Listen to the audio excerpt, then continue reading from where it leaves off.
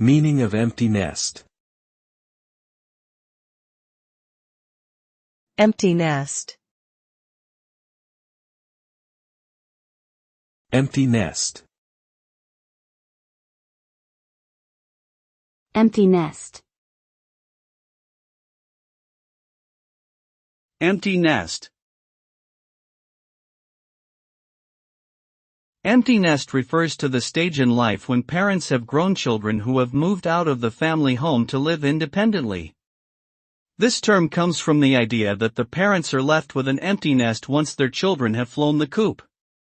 The empty nest can result in changes for parents, from a sense of loss and loneliness to newfound freedom and opportunities for personal growth. Some may feel relieved of the responsibilities of child-rearing, while others may struggle with the adjustment to a quieter and less structured household. Ultimately, the empty nest marks a significant transition in the lives of parents and families.